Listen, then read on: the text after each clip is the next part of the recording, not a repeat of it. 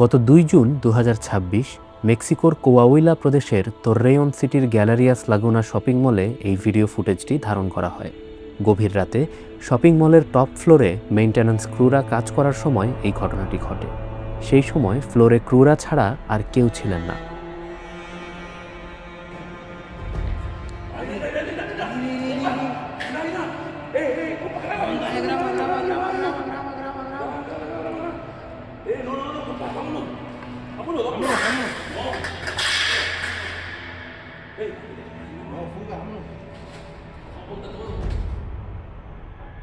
Video ফুটেজে দেখা যায় সাদা কাপড় পরিহিত একটি মেয়ে শিশু শপিং মলে বন্ধ থাকা লিভারপুল ডিপার্টমেন্টাল স্টোরের করিডোর ধরে দৌড়ে যাচ্ছে।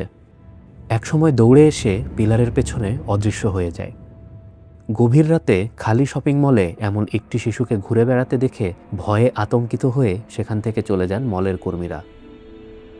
পরবর্তীতে ভিডিওর কমেন্ট সেকশনে একজন এই ছবিটি পোস্ট করে জানান, কয়েক মাস আগে ঠিক একই জায়গায় এই শিশুটিকে দেখে ছবিটি তুলেছিলেন তিনি, কিন্তু কাছে যাওয়ার আগেই শিশুটি অদৃশ্য হয়ে যায়। ভিডিওর কমেন্ট সেকশনে স্থানীয় আরও অনেকে জানান যে গ্যালারিয়া লাগুনাসের লিভারপুল ডিপার্টমেন্টাল স্টোর ও ডিজনি স্টোরের এই সেকশনে এর আগেও স্টোরের কর্মীরা এমন অতিপ্রাকৃত অভিজ্ঞতার শিকার হয়েছেন। কেউ কেউ শিশুটিকেই দেখেছেন, আবার ডিজনি স্টোরের ব্যাটারি চালিত খেলনাগুলো নিজেই চালু হয়ে যেত কোনো ব্যাখ্যা ছাড়াই। কে এই শিশু? কেনই বা সে দৌড়ে বেড়ায় খালি মলের করিডোর ধরে?